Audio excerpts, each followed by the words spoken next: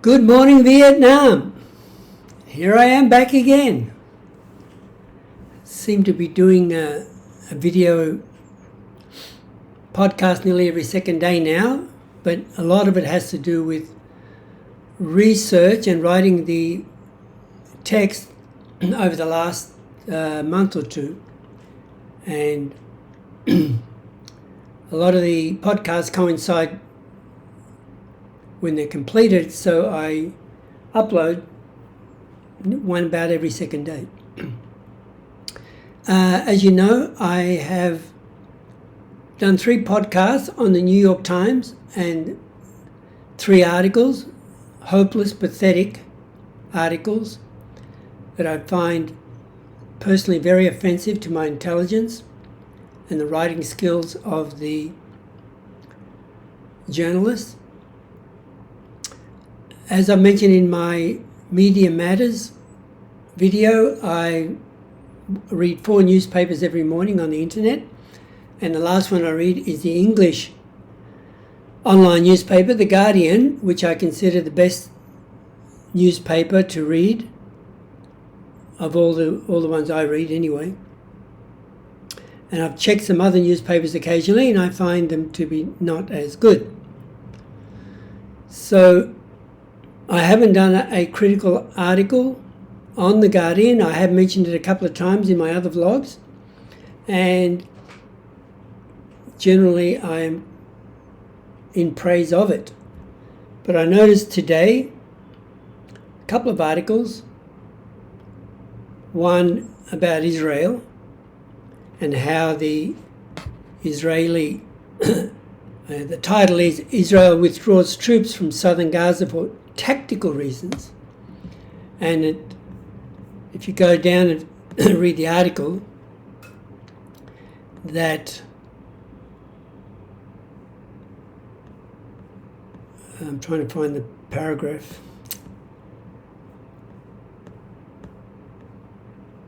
Anyway, I can't find it, but basically it said that they want to give their soldiers a rest after 4 months of fighting, and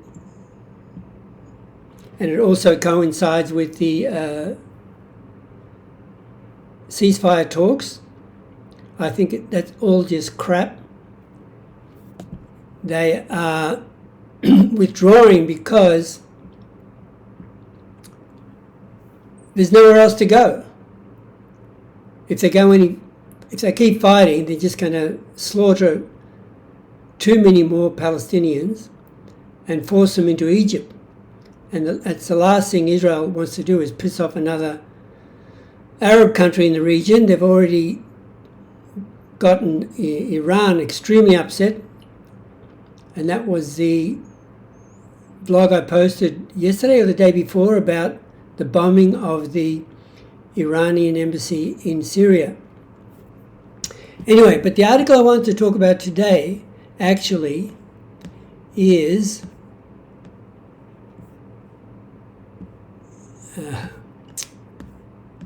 I'll get there in a second.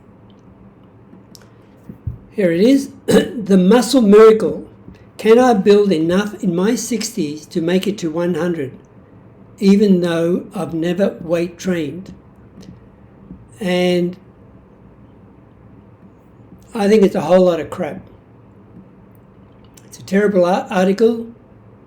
It's written for someone with the mind of a almost zero intellect as far as I'm concerned. And if you follow my podcast on exercise, I did one just talking about it, and I've done 3 on actually working out. And so I have cut and pasted this article, excuse me, and its main title is "To Live a Long and Healthy Life, You Need Plenty of Muscle, but we all start losing it in our 50s. Can a 60-year-old man build himself up and maybe even get a little ripped? Well, of course he can, but there's simply too many factors. historical factors with that person. But just looking at the title again, you need plenty of muscle. Well, you don't. I've said in my own vlogs that you need to build your health, muscle, VO2 max. You need to build all that up depending on what you want to do. If you want to live a long life, then you can't just walk into a gym and start building muscle. That's not going to give you longevity at all, in and of by itself. So you don't need plenty of muscle. You need enough muscle. And I want to say that this article, after reading it, is just like a TED Talk. And if you've watched a few of those, you know they're limited in its scope, and they're just espousing the talker is, in fact, wants to tell you only, and I have seen some excellent ones, of course. He starts off, this guy, written by Phil Daoust, and he talks about how he came into a gym in the centre of London. And of course, if he's going into a gym in the centre of London, he's got a private trainer, and it's very expensive. I mean, London is expensive. I haven't been there for many years now, but from reading, even the last time I was there, it was stupid expensive.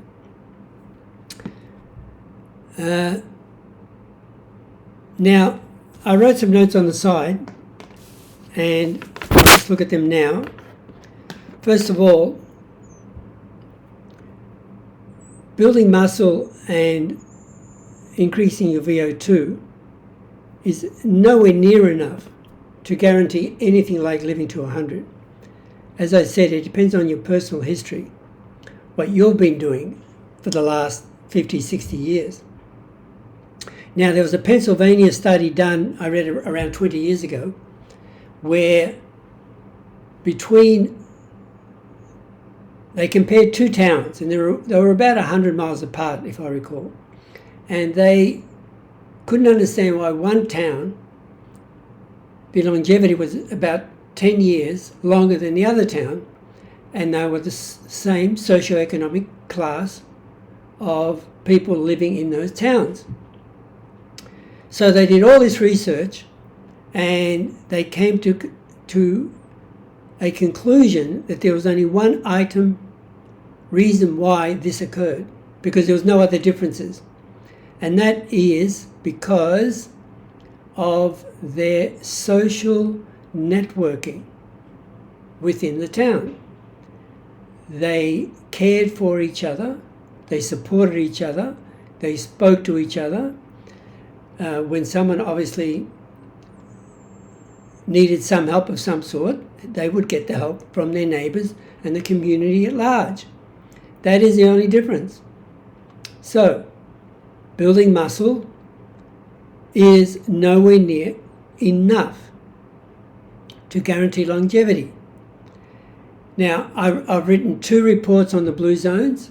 One is on their diet, and the other is on longevity. Now, the one about longevity just was to prove that what I believe in fact is true, that they do live much longer than most people. But the one about diet is the one I'm referring to now.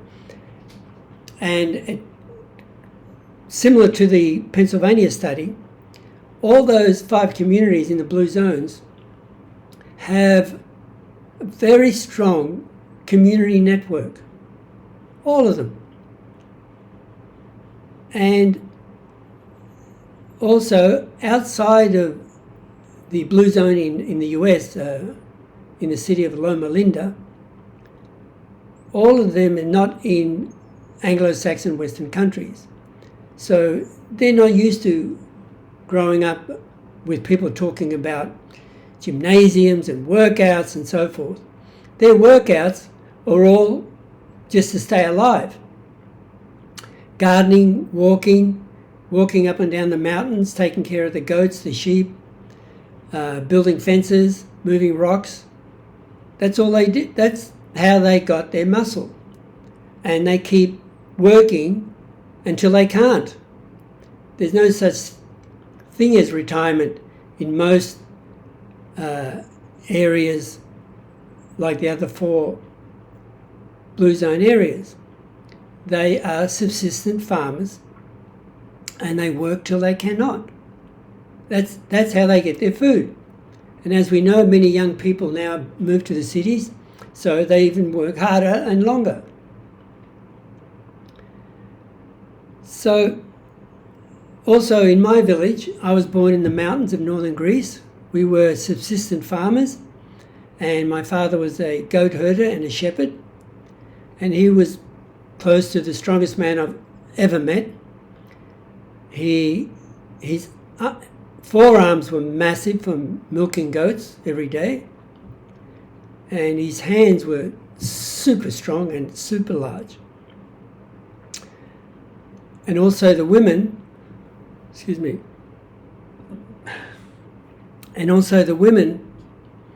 they used to help in the farming and occasionally taking care of the animals when the father had business to take care of.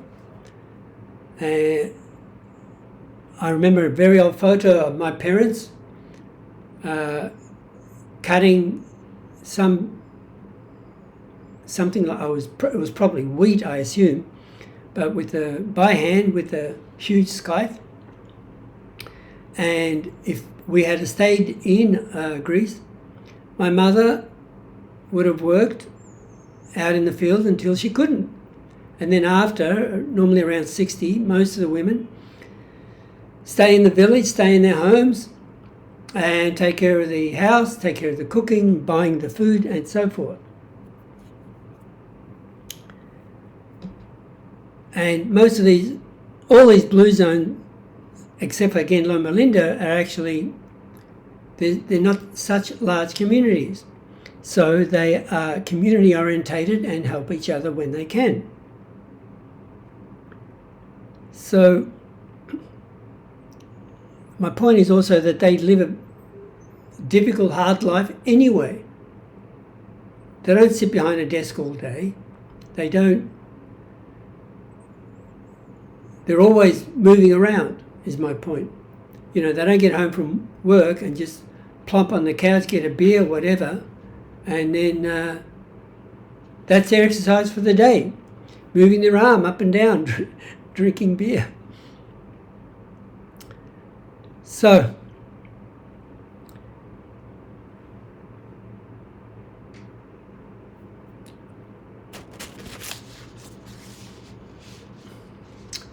I can mention the other points here I've made during my notes that I've written from the article. So he states, at 60 with hopes of making it to 100.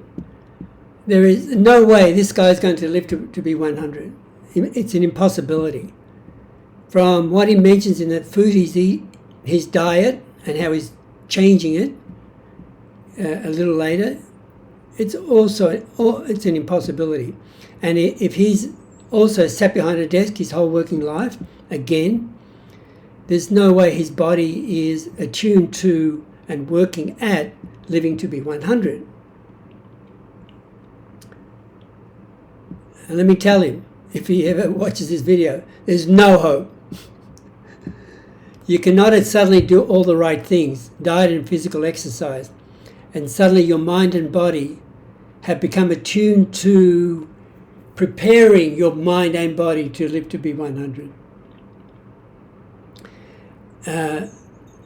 Your body has not forgotten all the junk food, the sugar, the alcohol that you have consumed in the last, let's say 40 years.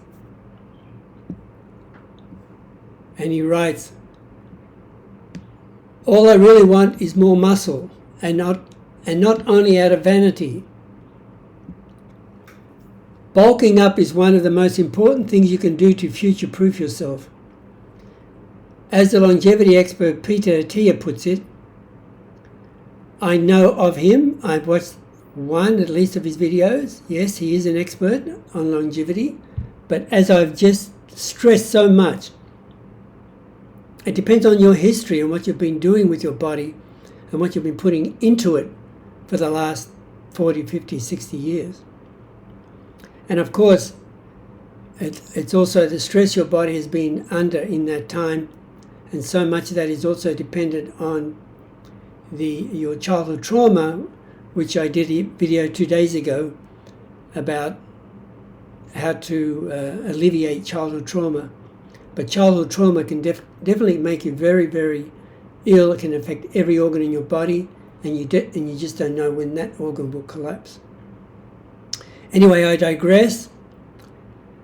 Peter Attia says, if you are interested in living a long and healthy life and playing with your great grandkids someday, then muscle mass should be a priority.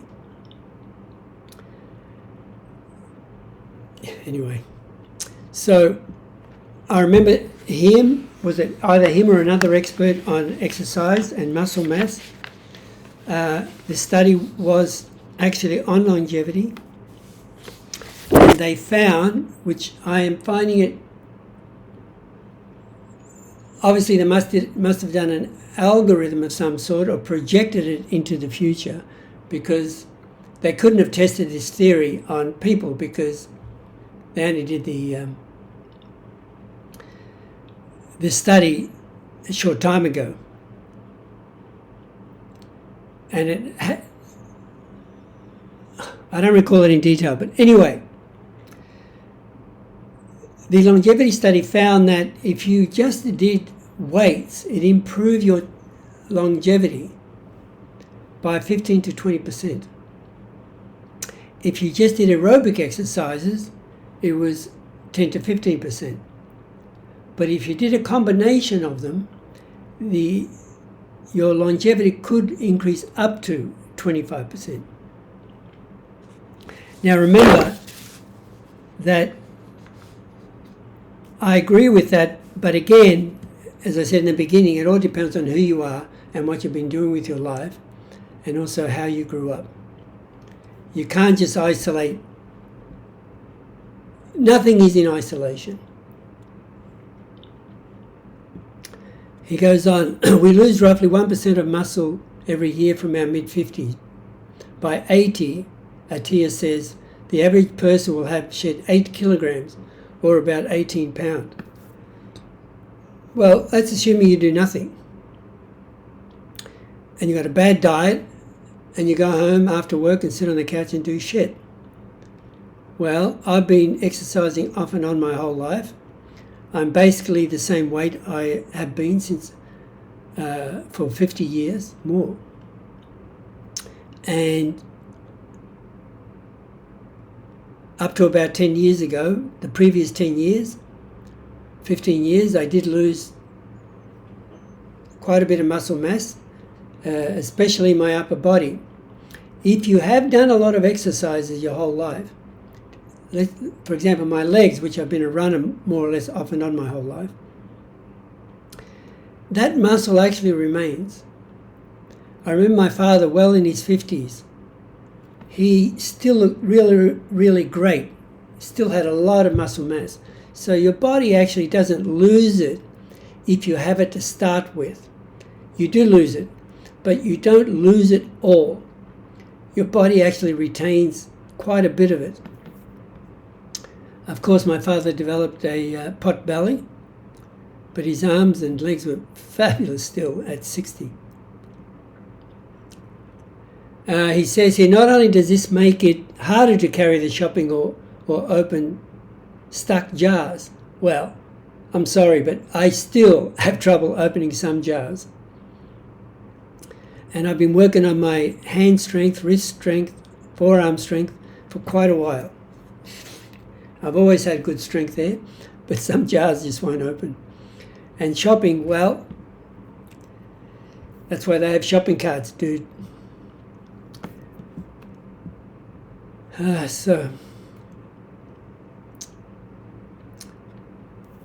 now there's a quote from a 72-year-old powerlifter, this young lady, old lady.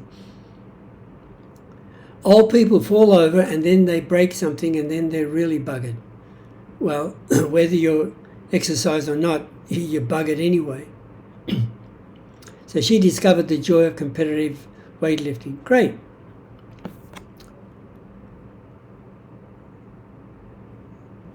Well, of course, and it mentions that there's you don't just lose muscle mass, but there's a high risk of osteoporosis. Of course, he has to explain to us. He has to explain every word he uses in this article. Like, as I said, uneducated, unintelligent. So, yeah, well, if you don't do anything all your life, you're going to get brittle bones. I know from reading about the blue zones in my village too. One of the blue zones is an island off the west coast of Greece. And no one seemed to ever talk about broken bones, and especially older people with hips, because they've been working and walking all their lives. So part of this, they discovered a joy of competition. Well, as I explained in my exercise vlog, what really appealed to me was taking up a martial art, and I took up boxing, which I've been doing for almost 7 months, I believe now, and I really love it. It's really hard. Occasionally get whacked in my nose on the side of my head when we do some sparring, but only at about 20% power, occasionally 30%. This guy got a blood nose the other day. Another guy got a gash on his forehead, which was accidental headbutt. And he finally says, the solution to all this, resistance training and diet, basically. I don't know when this guy was born, but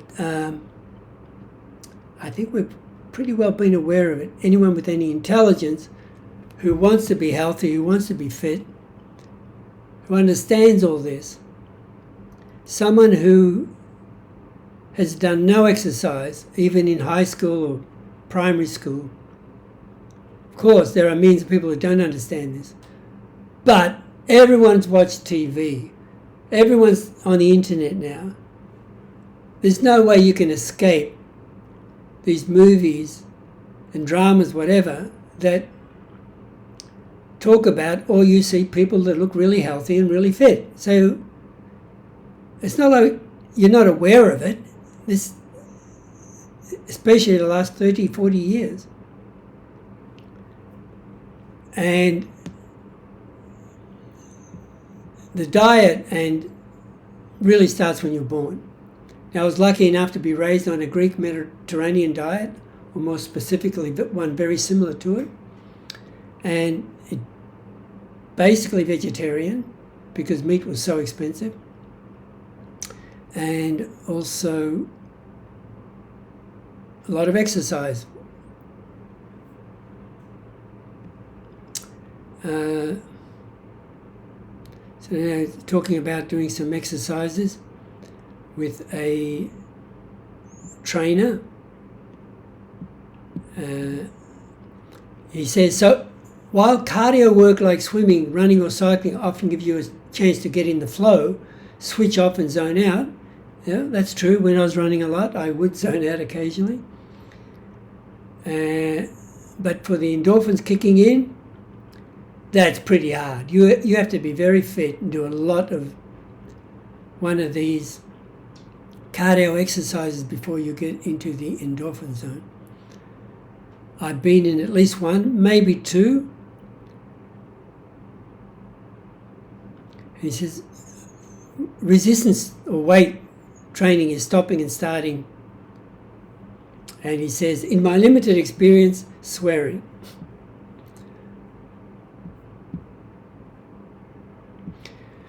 And he's saying, well, it's not enough. If you want to build muscle, you not only have to do the weights, you have to go into that pain zone or the overload zone.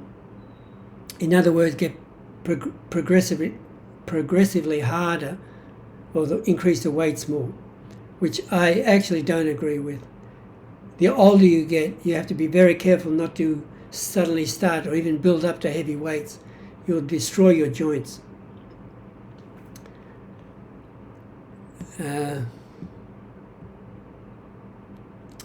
Again, I write such a childish description about weights and having to get high reps or get into the...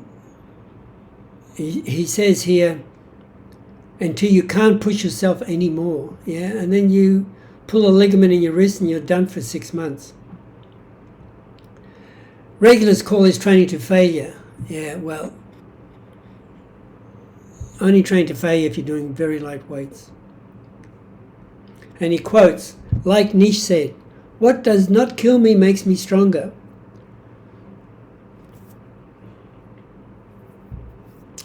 And even the woman who, 72-year-old weightlifter, she says it's an effort, and people don't like to make an effort. That's so true. Even myself, running off and on over the many 50, 60, well, 60 years I've been running on and off, even competitively. It's hard, and people are inherently lazy. You must really want it, and whatever it is in your life, you must really want it. And exercise is, it's not that you really must want something like exercise to change your diet. Like for me, diet became just simply another part of my life. It's just like breathing or walking. Because I knew 50 years ago when I became vegetarian, which I'm 95%, depending on who I'm living with, is that to me food and eating is just part of who I am, like breathing. I just do it the right way. Again, his personal trainer. You can do squats while you're waiting for the kettle to boil. Yeah, I don't know. Yes and no. I'd rather you just took an hour out and did your full training.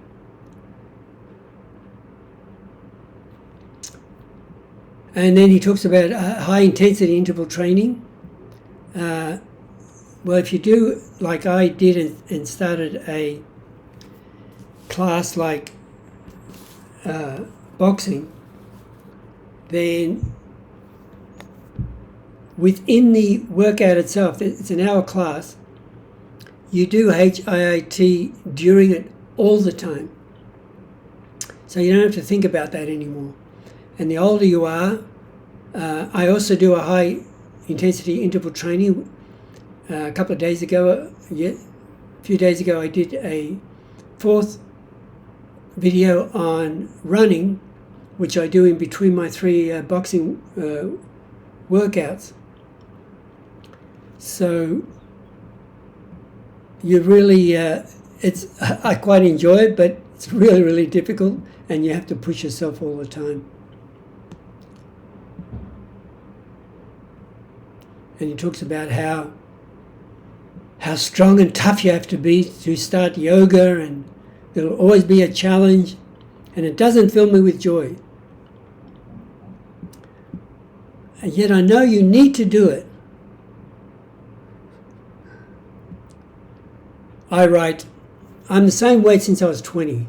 Everyone has a different body type, and it all depends what they did all their life, whether it's manual labor, office work, or simple exercise on and off like me.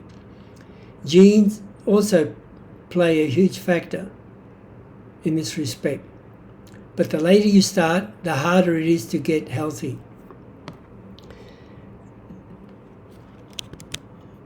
For example, if you've been smoking for 10 years, it takes 10 years for your lungs to get anywhere near back to what they were before you started smoking. So that's how I feel about working out and diet. Your body doesn't forget all the bad things that you've done to it for the previous 20, 30, 40 years. It's all there. It's all implanted in all your cells. And, as well as childhood trauma being part of that. So this is why this guy is never going to live to be 100. It's an impossibility. Fixing this doesn't have to take over your life. I think if someone was prepared to spend an hour and a half a week, there's just no way. I work out 4 hours a week. And sometimes I think that's not enough. But I have to be very careful. I'm 72 and I can't push my body to the limit more than that, I think. And also I have to be very careful of my joints, especially my wrists and elbows. The rest of my body, because I've been running, my hips and legs are still in great condition. And if you're going to do an hour and a half, anything is good, but I think that walking, if you have any trouble doing weights at all, then get out there and walk as far as you can, as many days as you can. The other thing I'd like to mention, people seem to forget or don't know, is that in burning calories, it's the distance you cover that determines how many calories you burn, not the time. For example, if the ultra-marathoners run a marathon in 2 hours and 10 minutes, the high-end marathoners, the best marathoners in the world. My best marathon run, which I only did one pure marathon, was 3 hours 17 minutes. But we both burnt the same calories. And he goes on to say we can see significant long-term benefits. I don't think so. The later you start, the less and less long-term benefits you're going to get. But I've always said it's also, the more you can do, the better quality your diet, the more exercise you can do at any age. What it does, no matter how old you live, it's the quality of your life as you get older that's the key. And I'm really enjoying my life. I'm 72. I go to a boxing gym 3 times a week. I run once at least in between. I'm super active. And I've just started my own podcaster channel on YouTube. And I do a lot of research. And I've already posted in the last 2 months about one every 2 days. Because now it seems like it's my job. And I really want to keep my mind active now that I've got my body back into a regular routine. So he goes on. So you've got to do legs, you've got to do upper body, you've got to do arms, and don't forget the core. The core is critical. Well, it is all about the core, in fact. All your exercise routines, any exercise routine, it's all about the core. This is what I learned from watching a lot of videos about exercising, especially calisthenics. It's all about the core. Most of the exercises at the end of this article that he describes are all about strengthening your core. He says runners in particular often neglect this. They think all they need to worry about is their legs. But the reason people get exhausted when you're running for a long period of time is that their core gets tired. What a lot of bullshit. He doesn't know what he's talking about. This is where one of the reasons I wanted to criticize this article, he's never been a runner. He's never done anything really. I've been around a lot of runners. I have run ultra marathons and gradually went down all the way down to 400 meters competitively for my age group, and I was training with a lot of young people, and even my boxing class. There are people 50 years younger than I. But in regard to running, these guys have got cores like he's right, you need the core, but it's not like my point is they don't do weights. Anything longer than 400 meters. These guys are skinny. They can't afford to put 1 extra pound of muscle on where they don't need it. Because you've got to carry that muscle around even, 1 mile.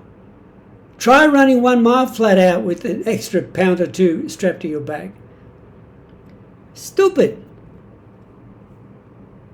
These guys, these marathoners, the elite marathoners, man, they got rock hard stomachs, and they didn't get there by doing any of the exercise you're doing to make your core stronger, except some calisthenics works, which I have switched when I switched 7 months ago from doing weights to calisthenics and boxing. So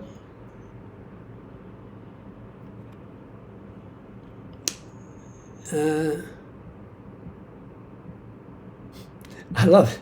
Here at last I can hold my own. I have a freakishly strong core. And it can only get better. Now I'm doing Cancer Research UK's 100 push-ups a day challenge. So you can sponsor me. Hilarious. What a guy. I write, is all this supposed to make us love you? Is that what you're writing in the article? Or begin an exercise regime? Again, he goes on, it's not enough to plod away to get muscle. You have to push yourself. Now he gets on to diet. People like beige food, they're talking about now. Cakes and sandwiches. So people in their 50s and onwards actually need a higher amount of protein than someone in their 20s, 30s and 40s. What a lot of bullshit. He goes nothing about diet. A lot of ultra athletes in many disciplines, activities, they're vegetarian. Of course you have to pay attention to your protein intake, but you don't have to increase it. You're already, most people in the Western world at least, eat too much protein anyway. So he does say it doesn't have to be animal proteins. Things like pulses are good. I don't even know what pulses are, but anyway. So as well as chicken breasts and prawns, you could be eating walnuts or tofu or Greek yogurt. What an idiot. A Mediterranean diet, people have been talking about this for decades, at least 50 years. I guess the first time I read an article about a Mediterranean diet. Well, I've been basically on it myself for the past 50 years. And half the time before that, because when we moved to Australia, meat was so cheap that we had meat like at least every second day. So this is where he's a rich guy. He goes to his ultra performance gym in central London.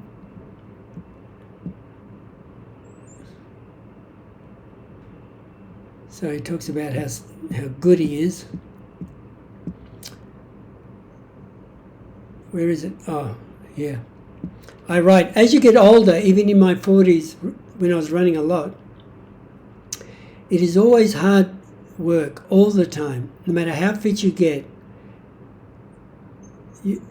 Every time I ran and was training and pushed myself, you're always in pain. Those guys who run, the ultra athletes, they're always in pain. They always get tired. They've conditioned their bodies so that they can recover very quickly and perform again. I remember there was a quote from a famous miler, an American miler, and he said, it's the guy who can run the longest distance in pain is the guy that wins the race. So he writes, I understand why once he's finished measuring my body fat, he thinks it's about 20%. So I guess you have been eating too much or too much junk food or too much trans fats. 20% he reckons versus Craig's 10%. Actually, when Craig did his first at least 2 to 3 movies, seeing his body on that beach scene in Casino Royale, it's not over 5% body fat. When I was running in my 40s a lot, I was around 5% body fat, and I had nowhere near the muscles that Craig had. So now he's doing his first checkup at the gym to see, I guess, to work out an exercise routine for him. I write again, it's written so childishly, this article. Who is he writing for? For what? This article is not going to motivate, a 60 or 70-year-old. I mean, the guy, someone who's 60 or 70 suddenly does weights, unless he's super motivated, he's just going to quit after the first time and tell himself, this is just too hard.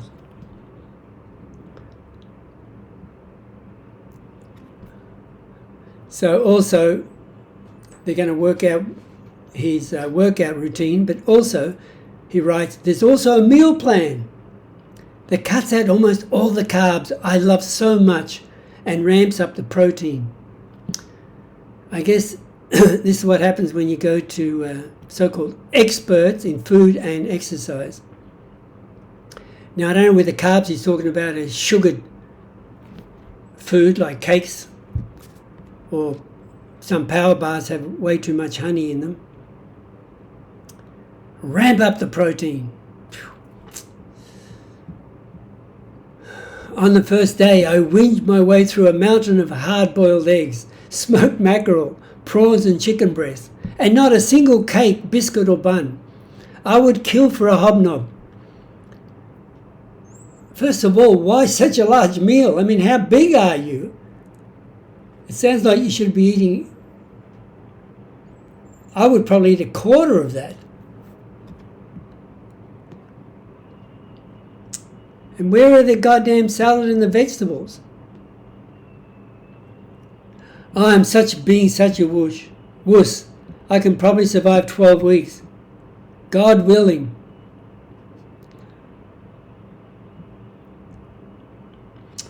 Well, it's the end of the article, and I write, some of the exercises below are way too difficult for beginners. There are many YouTube videos for beginners to do weights, and especially calisthenic exercises. If you are overweight and you get into any of this heavy stuff, weight or difficult, even calisthenics, running especially, almost anything, you're killing yourself. You need to lose the weight first. You need to focus on getting down to, for a woman, I think about maximum 20% body fat, and for a man about 10% body fat, so you don't do any part of your body any damage, let alone your heart, how much harder it has to work to pump that blood throughout your whole body. So, as I've said, a lot of these exercises are way too difficult for beginners, even for a 60-year-old, even maybe for a 50-year-old. If you're not in condition, they're definitely way too hard for you. In my video, especially on the first one on simple exercise, I do list a number of YouTubers who have done excellent beginners workouts, especially calisthenics. Highly recommend them. I've looked at quite a few YouTubers, and I think they are the best ones I've seen to date. I'm sure there are more. There are so many. So anyway, that's my critique of this hopeless article, and I will see you in the next one. Thanks so much.